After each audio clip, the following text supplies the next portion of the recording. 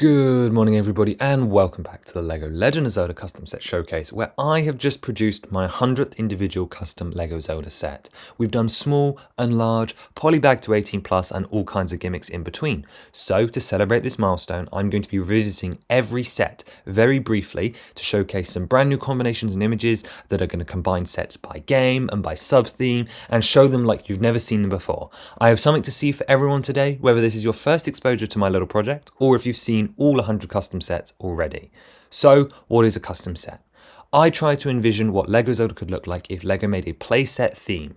This means that the sets are spread in release waves with a variety of price points that form a cohesive batch of models. I have fixed mold budgets to hit, including limited recolors and new molds, which results in models that are still fun, but try and get just that little bit closer to the true LEGO design language and thesis that we see in real sets, at least to a certain extent.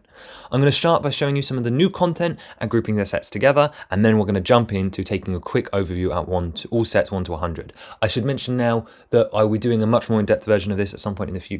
And if any of these sets interest you, I will have tried to have linked the playlists to Wave 1, 2, 3, 4 and 8 down below so that you can go back and check out the videos. Although I warn you, some of these are much older, however they have remasters and so on. But each set has a story and a history that I recommend checking out. So first up, here are a selection of my custom sets on a LEGO store shelf. It looks a little bit janky, but I really love seeing them all here and how they look together. I think it's just so colourful, and just seeing sort of maybe what sets would be prioritised and put on a store shelf interests me a lot. Similarly, your average LEGO collector uses plenty of Billy bookcases, and while I personally prefer a different way of displaying, I wanted to do a mock-up here with the loader sets on shelves in sort of a fan collection. And you can see here that some of the sets have been grouped. So we've got Hyrule Castle over on the right, the shield wall mounted, the botanicals on the top. I particularly like this set, which combines Muck Rock Menace and the Fight for Zora Reva, both two Zora's Domain sets, and I think that is an interesting combination down here as well. Similarly, here's a better one of the Champions art wall mounted, just a little bit of a different look here. And then here's one of the wall banners mounted. And then lastly, the Hylian shield wall mounted as well, because all of these art sets need to go on a wall, of course. Now here's the figs. I'm not actually going to focus on the minifigures today, but I've drawn over 500 of them for this project. I'll be doing a second video of them in more detail, and I'll come back to them at the end. But here is all 500, and so in a group shot. I like to call this my class photo. I think that's a lot of fun. But our main focus here today is to take a look at all 100 sets in very brief detail. So let's jump into the first set in the first wave, which is the Fire Sanctuary Z001. Wave 1 tries to hit some of the most iconic Zelda concepts, not necessarily locations, but sort of essence of Zelda. And it has the task of introducing the main gimmick that I came up for this LEGO Zelda custom set showcase, the dungeon building system. This was what convinced me that Zelda could work, as it revolves around buying sets themed after dungeons and bosses that are made up of modular rooms that contain puzzles. And these rooms can be rearranged to challenge a friend or create your own story and experience. It's colourful and messy and has lots of action features, making the ultimate Zelda dungeon maker. This explains the box theming of Wave 1 as a dungeon map, and has 3 sets as part of this sub-theme, including Z010, Goma's Lair, which has a shooting puzzle that opens a door when you push down on it. There's a trapped spiderweb to fall through, and then there's a boss room with Goma, who looks absolutely fantastic, including 3 of her larvae and a Deku Scrub to go up against the Child Link included in this set. Especially at the smaller price, I really like this one. Then there was Z003, the Water Temple, with a spinning staircase that allows you to access second floor rooms. There's a Morphle fight, as well as your encounter with Zant, some wobbly puzzles and some stalactites to fall. This one's a really creative one and opens up a second floor as options for your dungeon builder to sort of go higher.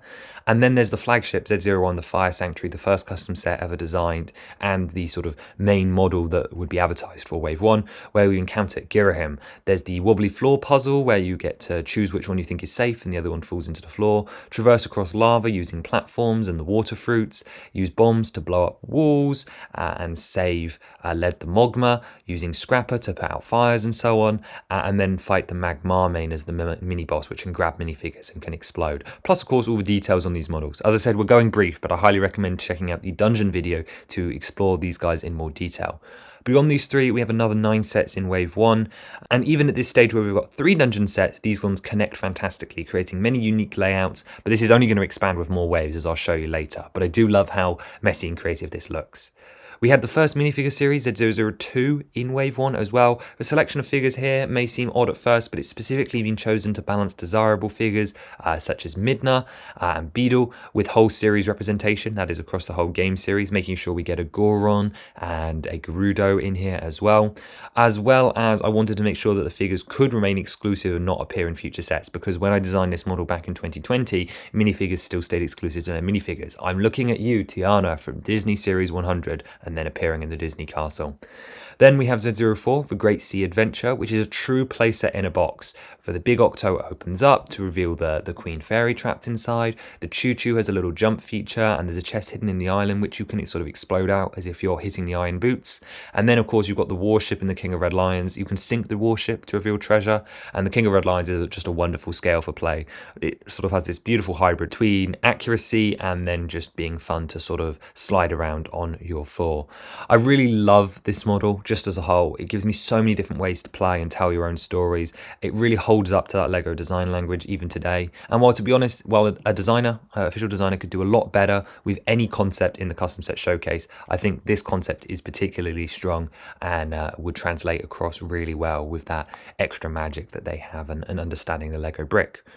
Moving from there, then we have the Wings Ceremony, which is the Loader equivalent of a vehicle pack. We have Lincoln Groos's Loft Wings alongside Professor Olan on a rock. And the idea is that these are dueling, one in each hand or one per two children. And you can flap the wings and turn them around and sort of angle the heads and so on and just sort of swoosh and dive bomb. The Loft Wings are super iconic. They absolutely had to be here. They're a perfect choice for Wave 1. And they fill in this lower price point just so wonderfully.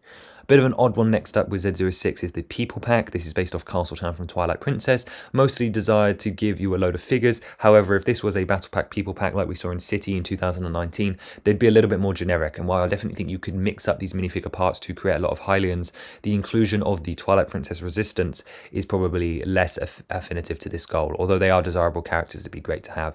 Realistically, the builds here are also ones that sort of attune themselves to a People Pack with sort of castle accessories that can be put around a market stall. I kind of like that. I think that has some potential, but I don't know, maybe it compares well, maybe it doesn't. Might only be a set that people buy once, but it is an odd concept that I think was worth exploring. Probably not a Wave 1, although the Hyrule Castletown stuff is important. Then there's the Bokoblin Battle Pack, the first of many battle packs we're going to see today. Both the builds here and the figures are massable, trying to encourage you, just like Star Wars, to get lots of them. Of course, everyone's going to want a Boko army to recreate your Age of Calamity dreams, but we've also got multiple spit roasts and towers and wall segments for you to defend your Bokoblin encampment and make it more challenging for Link. At the end, I'm going to show you guys an image of all the sets that I've released that don't contain Link, and you'll be surprised by actually how many there are.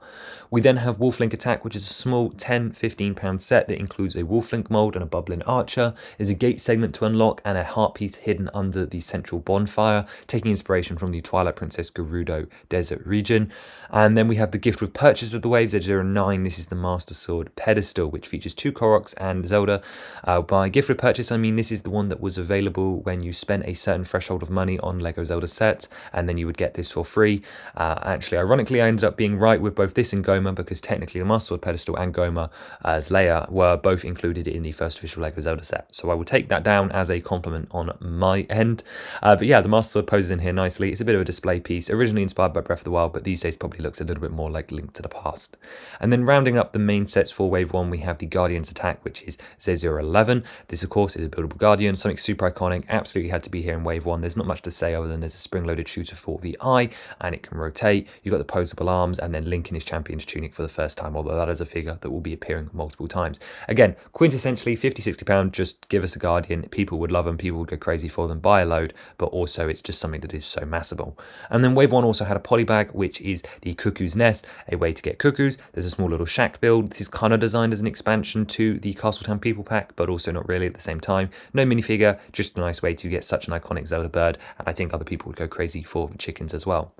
Looking back on Wave 1, I think it's clear to see that this is a pretty cohesive lineup. I'm particularly nostalgic for it, but also I still think a lot of these designs hold up, even if they all need a bit of a remaster to improve their figure drawing art, which is something I'm working on.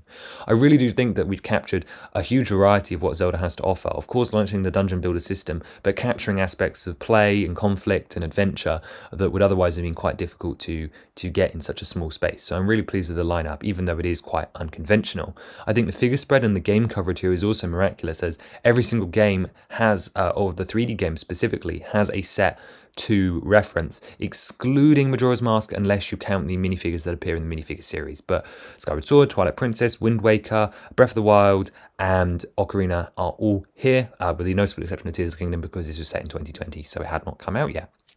But as a sort of set between the waves, we have the accessory pack here, which is based off, well, it was originally based off Breath of the Wild and featured the older versions of Impa, Robbie, and Pura, along with a Sheikah warrior, which would technically be Link in a Sheikah outfit as well. And the build for this was Terraco. However, this was then inspired by Age of Calamity and gave us the Sheikah warrior and Terraco, but changed out the versions of Impa, Robbie, and Pura for their young versions from Age of Calamity. So 2 versions of this set. Don't know which one is canon, but sort of shrug my shoulders and move on. But this is just a blister pack accessory pack. And then also between Wave 1 and 2, again, both of these are sort of more Wave 2 sets, we have the Advent Calendar, which again, fantastic concept. We see this all the time, and LEGO's finally diversifying out in what they offer as an Advent Calendar. I would love to see a LEGO Zelda Advent Calendar because obviously there's not only ice and Christmas themed levels, but we just have the idea of infusing Zelda with holiday spirit. So not only have we got the classic Bokoblin in here, but we also have Zelda in a Christmas sweater, Ganondorf dressed up as Santa, and then Link as a gingerbread man. We have the Christmas tree, which is wrapped in tree lights, Majora's Mask, a tree with the spirit orbs and so on, sort of a scene to set a dinner table, and then we have Terraco in a Christmas hat as well. So some really cute builds in here that I really love.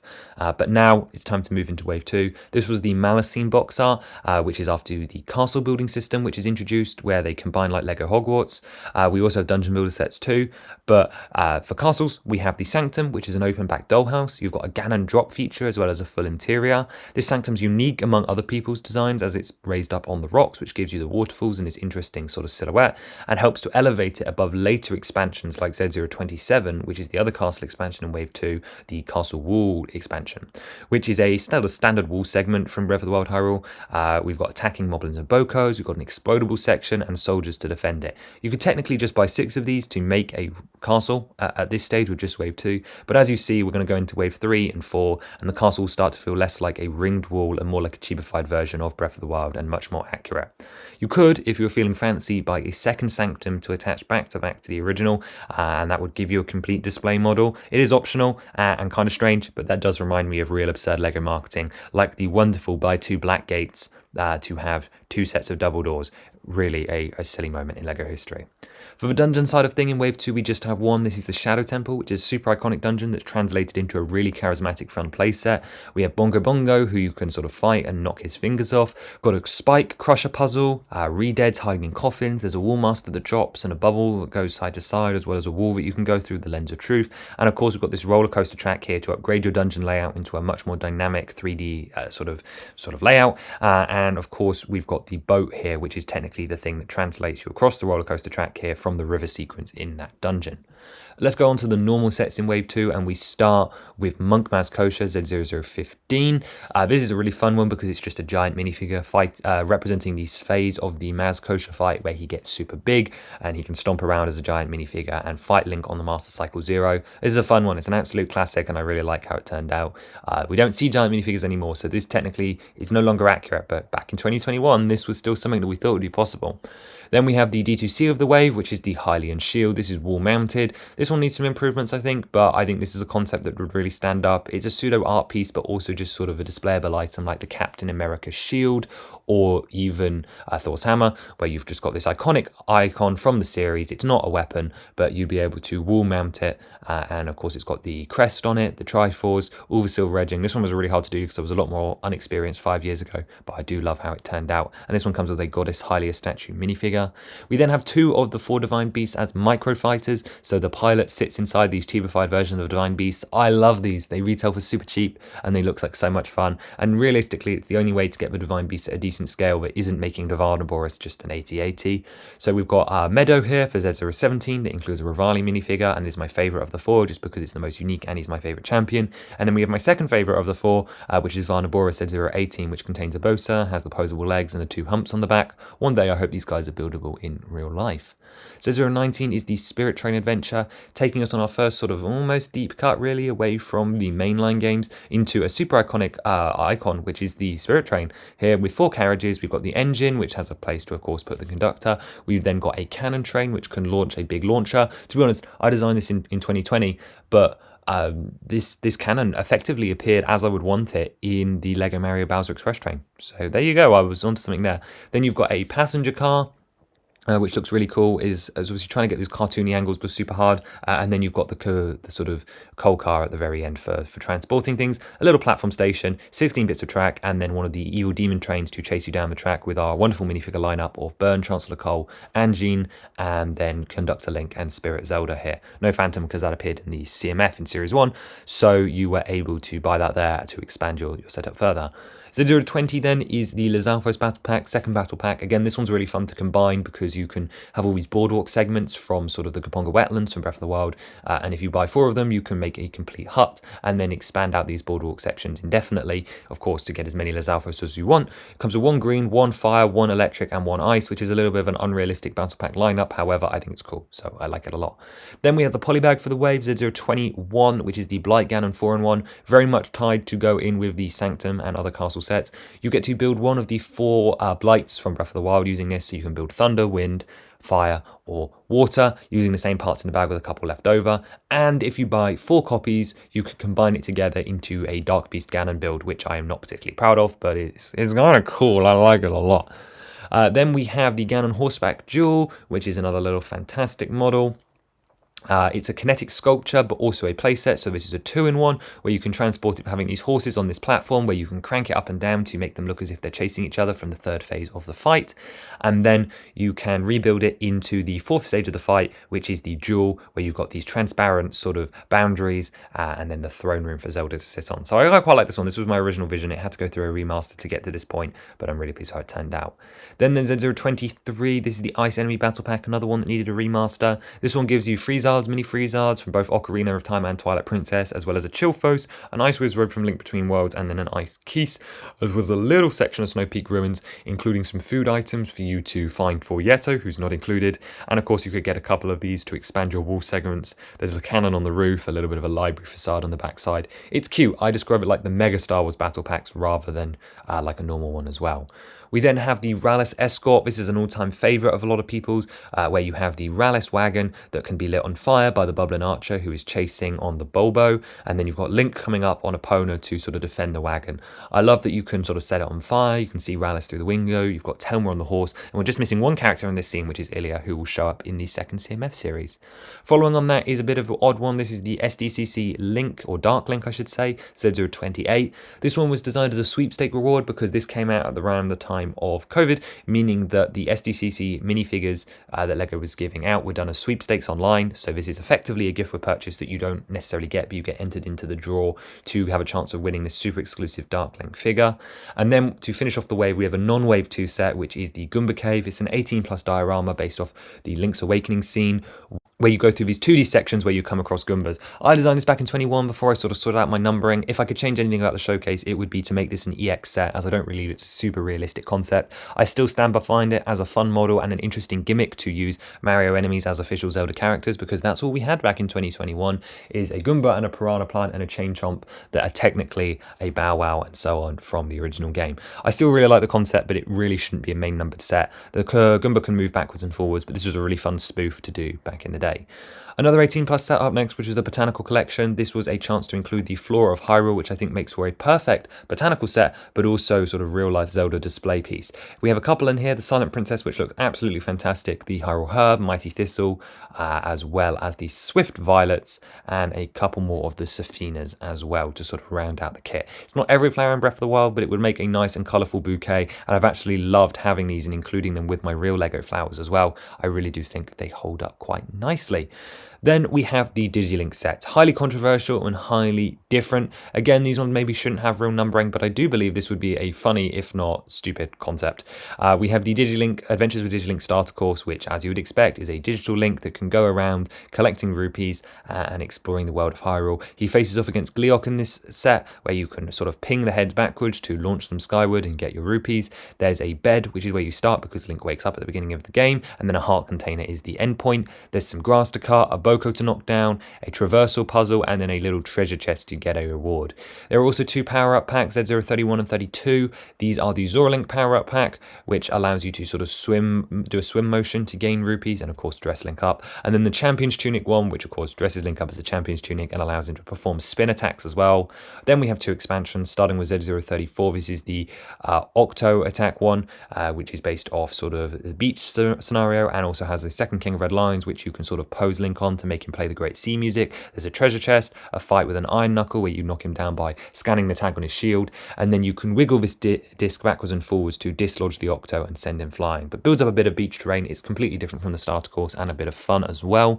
And then we have the Ganon Castle boss battle, which is a much bigger set, kind of the equivalent of, I guess, facing off against Bowser in the original 2020 wave, where we've got Nez Ganon built in a very similar way here in his teal and red color. We've got some keys on a rotating boundary that you can sort of spin around. There's 3 Triforce shards for you to collect across the set in the treasure chest.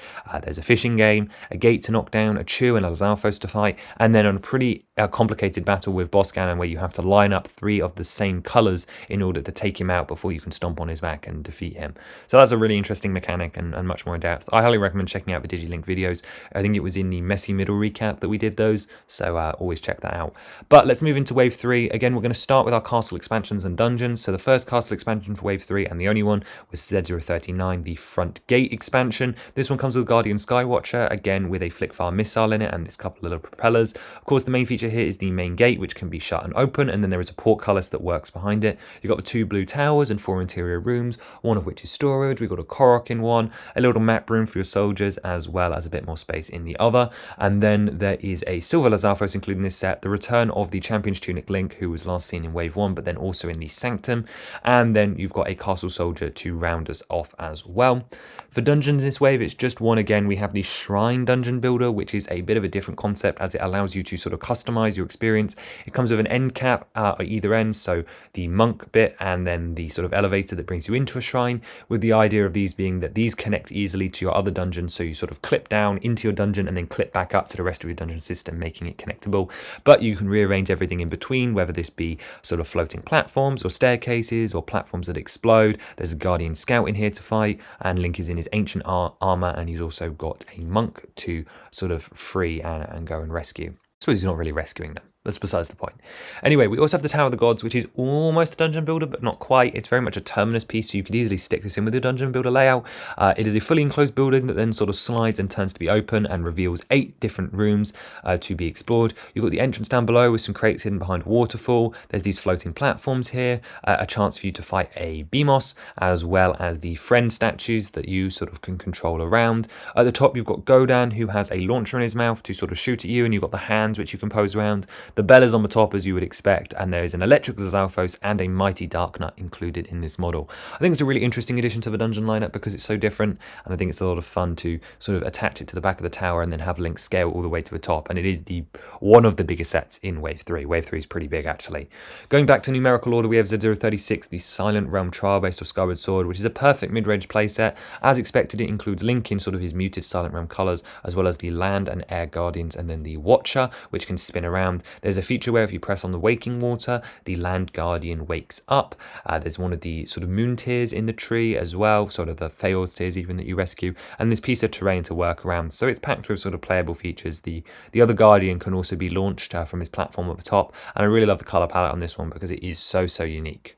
We then have the Hinox Beach Rampage, which is again a fan favorite. This one includes the red Hinox as well as a section of beach. You've got a tree that you can rip up, some other trees to knock over, the Hero's Cache puzzle, where there's a spot for a treasure chest hidden inside the rock that Link can uncover. Lots of food items and crates to be crushed, as well as Loon and Roscoe as sort of the NPCs to fill out this set. This was also one I experimented on color variations with, like LEGO was doing in the early 2020s with the Fiat and with the Mighty Dinosaur. So this set was also released with a blue Hinox and a black Hinox variant, where the only differences were that the color of the Hinoxes were changed out, which is a perfect gimmick for Zelda sets because of the enemy scaling mechanic, and I think that's a lot of fun.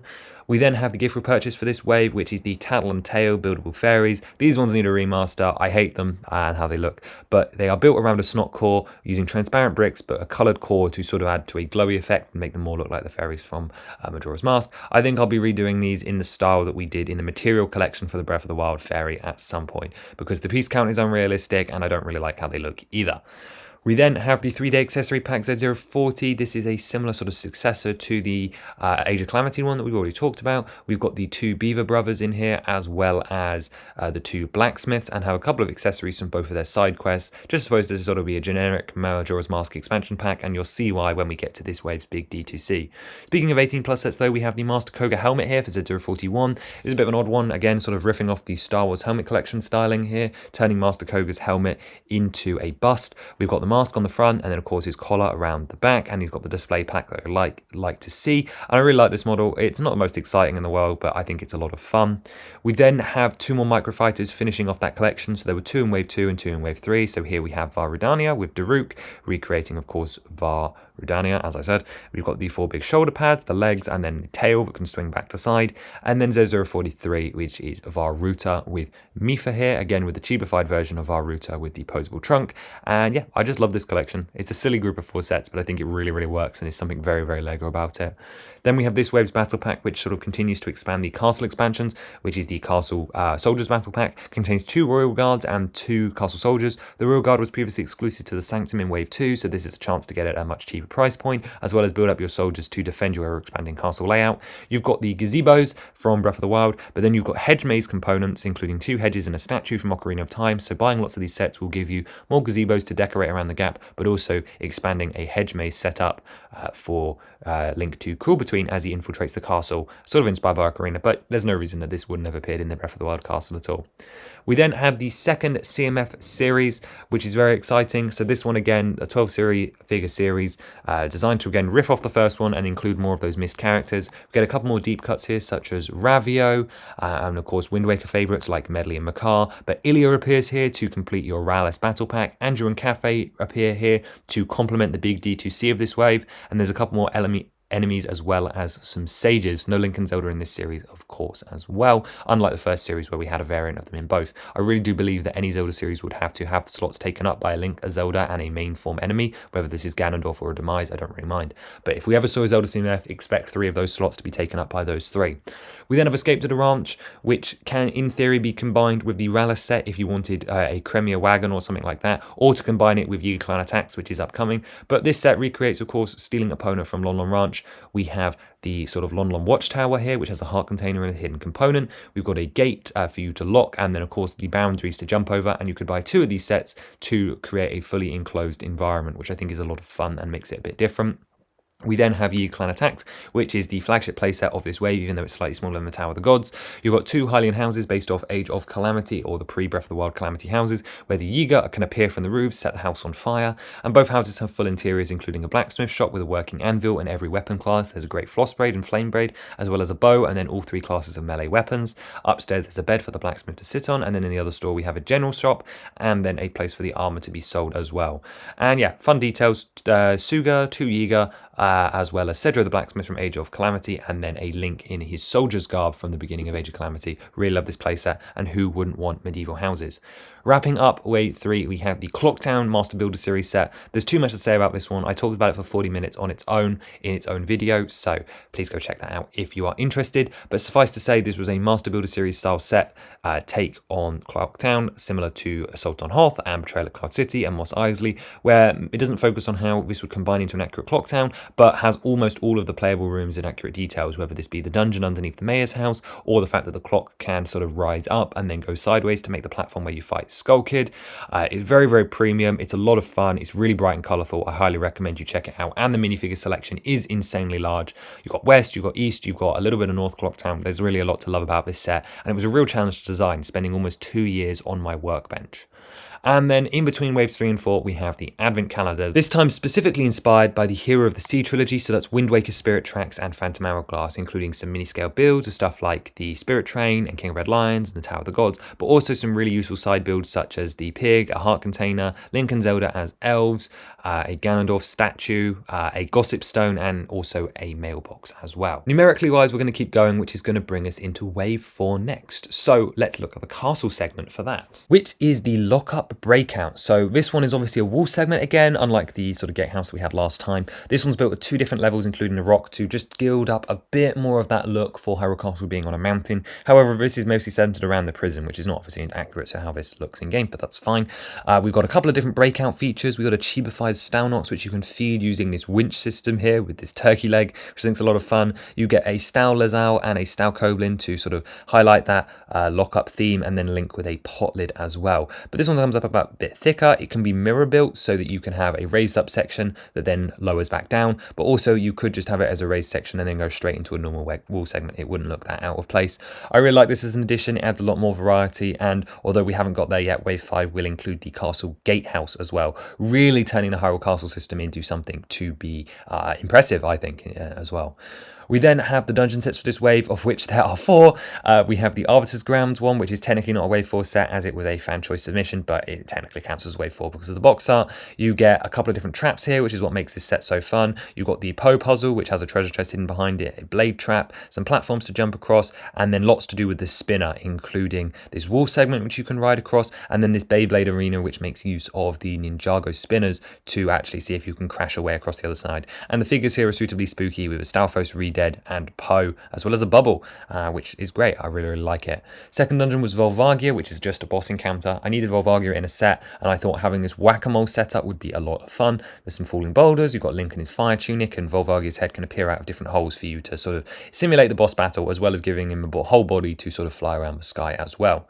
We then have the Spirit Temple Gauntlet, which is another small dungeon expansion with the Iron Knuckle room. There's a snake puzzle, as well as a blade trap, including a thin platform to walk over where you'd fight an Anubis, although not included. We've got a little lever, and then a Lens of Truth wall yet again, as well as a pot that can sort of attack Link as an enemy. And then lastly, we have Kome and Katake in this set using a gremlin body piece, which I think is a lot of fun actually. I really like how they turned out.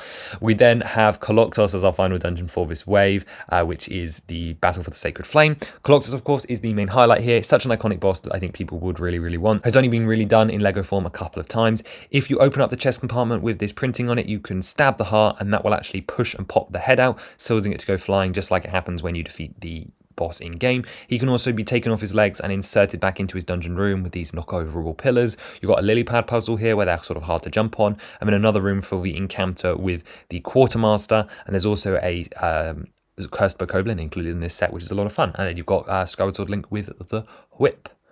Moving back to normal sets, then we have Day 053, which is Take Back the Sea, inspired by Lurelin and the quest line that you get in Breath of the Wild. You've got the 2 Lurelin houses here, one with a gambling shop, which you can actually play as a minigame, and then one as just one of the little huts, where there is some storage space, and one of them is cooking. It's a really cute little build. We've then got a canoe and a raft that allows you to go out to sea to fight the monster encampment, which has an explosion feature. You get a couple of nice variants here, such as a silver Boko again, and a blue Moblin as well. So really fun, and I really love the explosion feature in this one.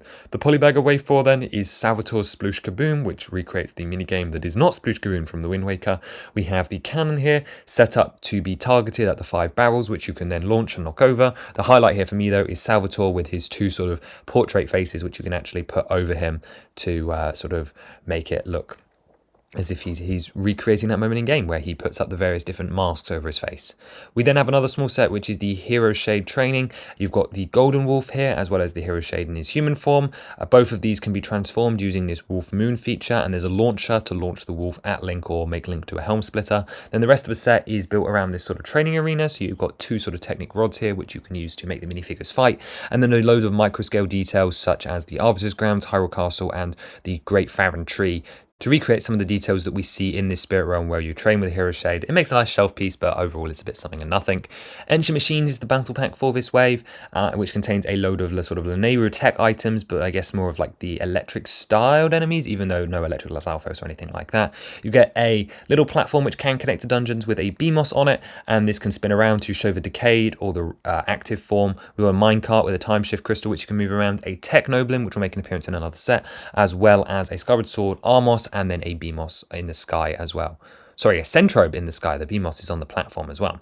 Then we have Fight for Zora River, which is a Zora themed playset. This one could take any number of forms, but it's a set to get side on. You can climb your way up across the waterfall. There are boulders that fall down, trees to cross the river, treasure chest hidden underneath the waterfall, and a tower here with a catapult launching feature, a magnesis chest in the wall, and then a electric whiz robe and a Zalfos to round out the enemies. It's a fun compact playset that just tells a bit of Zora's domain, but you can do this in 100 different ways. I just think it's important that a set based off your encounter and initial encounter with Sidon is super important.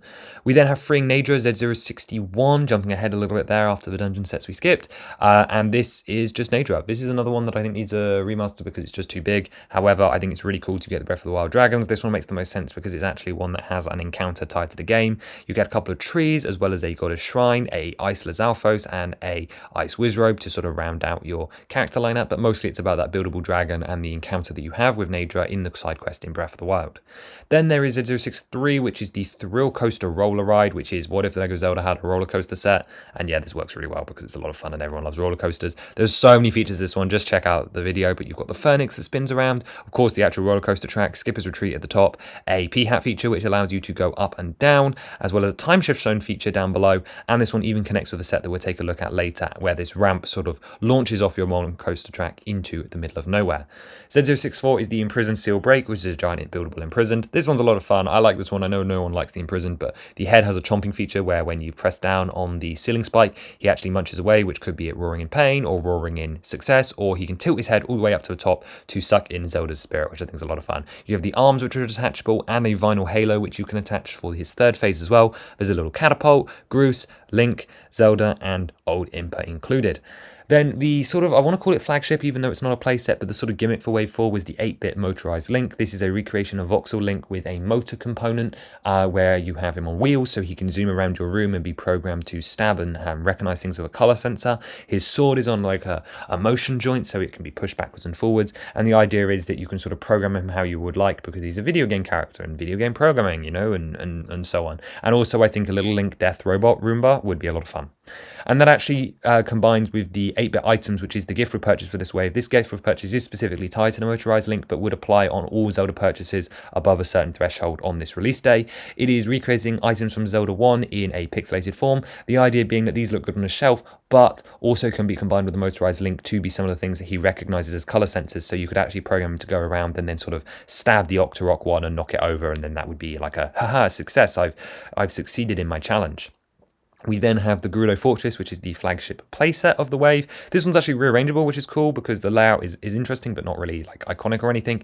You've got a whole bunch of details here, including the gatehouse to the wasteland, which of course can be lifted up, 2 of the carpenters, a bunch of guards. You've got the horseback archery range down the back, a prison cell, a little bit of the training grounds, a second prison cell for Link this time, where he gets captured if you spot him, the dining room, and then a couple of the corridors for you to sort of traipse through. There's a hook shot. Link is in his Gerudo Vi outfit, which would be super desirable. I really like this one. It's a playset. It's a bit different. I'm pretty sure it's on my favorite list of all time.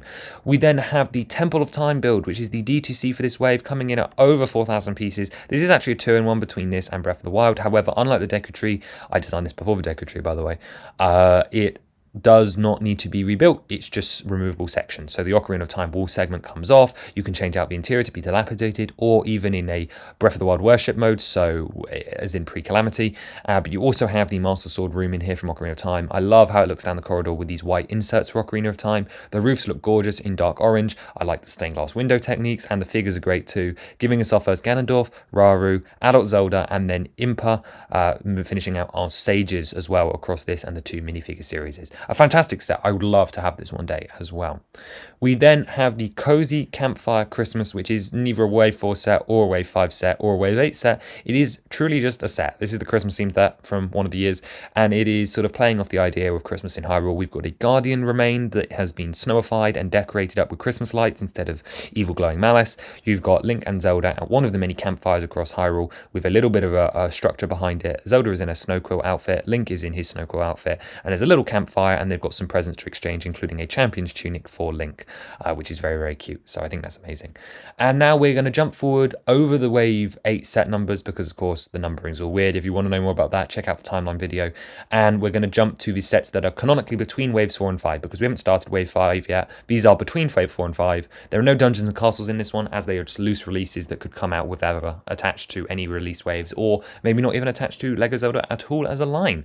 First up, we have 89 and 88. These are the banners. We have the Breath of the Wild one and the Tears of the Kingdom one based off the key art from each game. They both include a minifigure posed in the correct position and make use of force perspective and sideways building techniques to try and recreate the color blocking from both of their front game arts. However, this was very difficult because those game arts are beautiful and watercolor, which is obviously not very standard to the LEGO medium. But I'm pleased with the microscale details we were able to capture, and I think they turned out all right.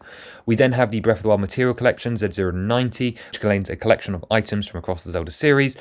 This one is sort of a spiritual successor to the botanical collection, including stuff like the blue nightshade, a pot to display your favorite flowers, as well as stuff like the fairy, butter, rupees, voco guts, monster extract, mushroom, and pine cones. I think this is fun. It's a nice way to get some of the really iconic items over here and be a shelf display, which is cool. We then have the crossbow battle, action battle, crossbow battle pew pew based off Link's crossbow training. That's not his actual name. Where you can launch a crossbow bolt, using one of LEGO's heavy spring-loaded ones, at a bunch of targets to cause a load of effects. You can hit the Gorons down to knock them over, and one of them will launch all these explosive barrels, knock down the Shadow Cargarok, launch fruits into the air, like you do in game, to then launch them out with the crossbow, hit the 3 targets on Star-Lord to sort of dislodge his head and defeat the monster, or send a bubbling archer flying by launching the one at the top of the tower. It's supposed to be a challenge. It's a fun way to include a Star-Lord. I just went over this set, so go watch the video if you're more interested in that one. We then have Moldarok's Nest, which is the expansion or pseudo expansion to the thrill coaster roller ride, where you can put Moldarok at the end of his track so that when you go down the roller coaster you've got to jump over him. It is a 10 to 15 pound set that's really, really simple. It's just, here is Moldarok, here are 3 Araka, have fun fighting it, and you get Link in the set. He's got the claws that can open and close, all 3 of his eyes, and his tail is superposable as well.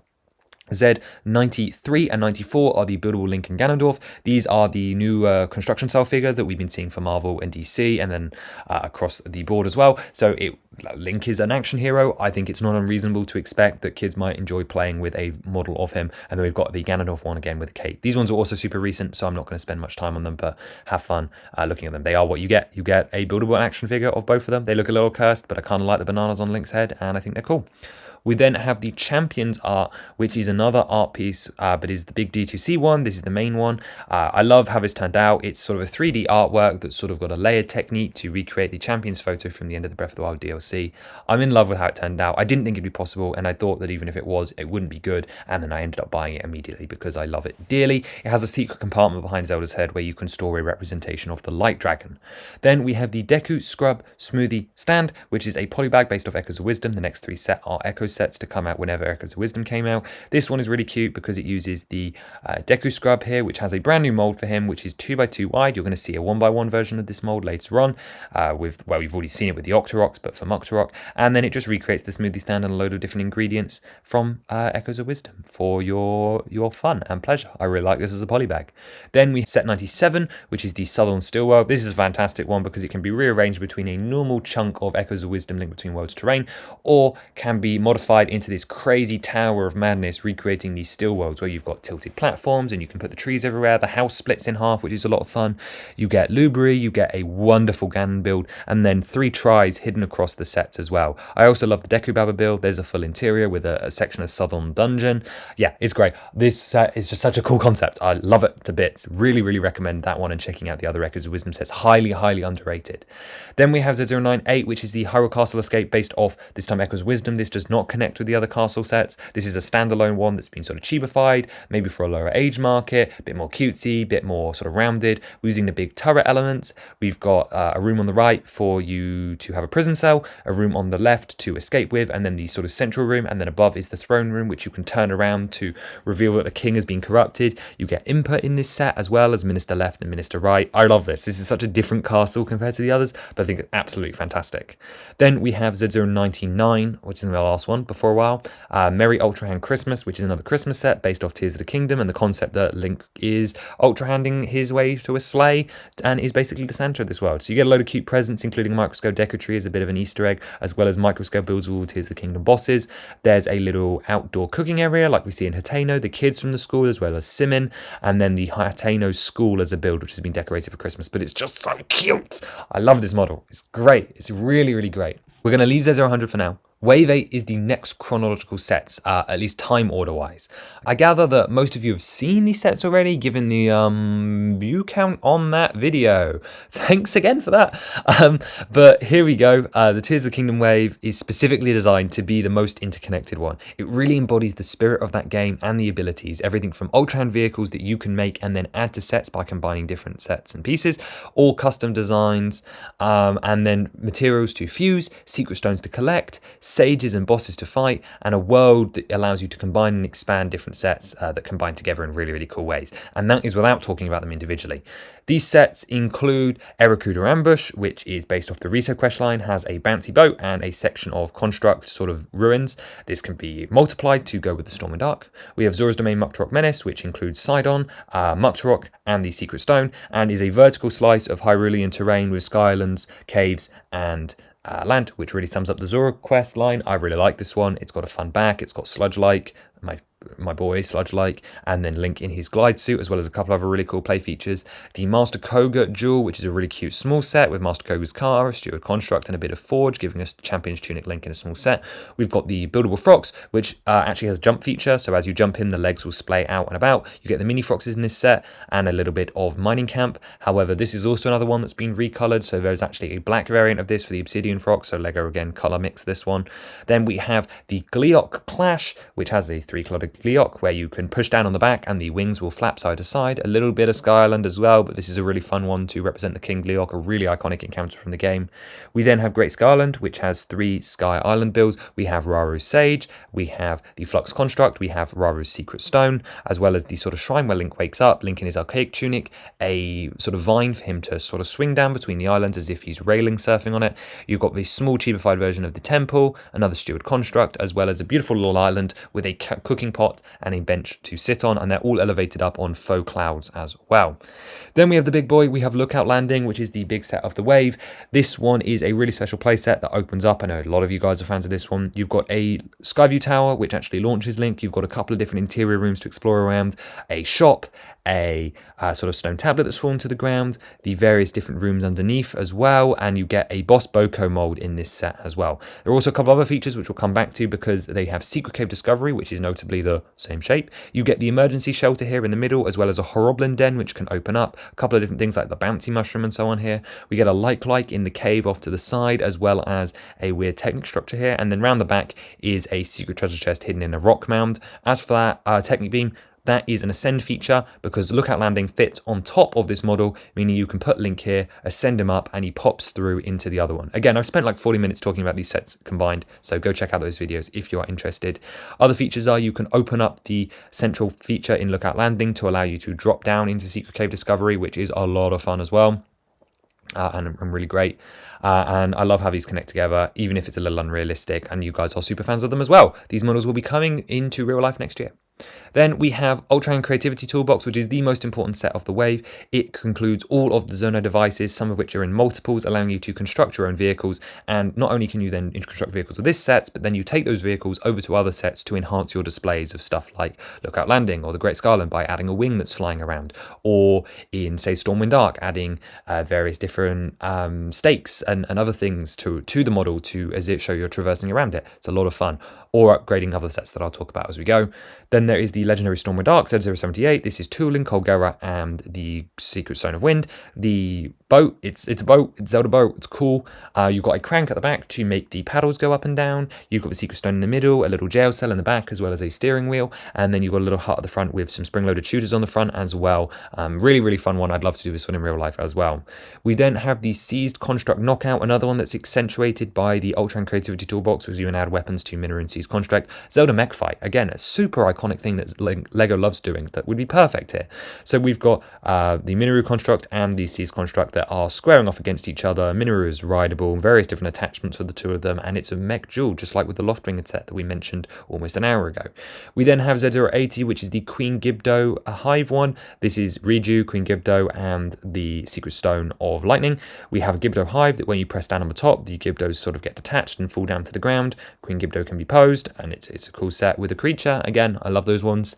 Z081 is the Lost Gorondia Knockout. This one's a cool one because it has Yunobo and Marbled Goma and the Secret Stone of Fire, but also acts a bit like a shooting gallery as you have a sonic speed sphere to represent Yunobo's power, and this can be angled using the lava platforms that you can dispense from this building over here on the left in order to turn this into a ramp and then launch Yunobo at various different heights as if it is a shooting gallery, a bit like what we did with the Star-Lord Link's crossbow training set. However, this one is just more of a play set because you've also got places where you can move around. You've got the Secret Stone hidden in this gem here, and then you've got these roller coaster tracks which are moving backwards and forwards as well. Really fun, really underrated set. Then another underrated set, potentially the most underrated set, is the super cute Sonia's Tea Time Polybag, which features Sonia with her dress build here, which you can sit on chairs, and then a little table and chairs from the memory that you find her with a golden apple and a berry bush. It's very, very sweet. I love it a lot. Then there's the Depths Hideout, which is the Yiga Clan base here from the depths of Tears of the Kingdom. A couple of mushroom trees. Again, this is super fun. A vehicle here, and then a little rock section which you can climb up to get the schematic. And then we have the Bedrock Bistro, which is another Goron base set with the restaurant here, so you can play restaurant, but there's also a mining cave. This one, again, designed to be another place where you can use Yunobo from Lost Gorondia, along with, of course, Lookout Landing and various other sets. Get couple of Horoblins, a small bit of roller coaster track where you can go into this cave to get the rock roast and then bring it out to sort of complete that play loop. The battle pack for this wave is the Zonai Construct Battle Pack, so you get 2 Zonai Hylians, 2 constructs, and then the gazebo from the memory. So of course you can take Sonia's Tea Time and then put it inside the gazebo.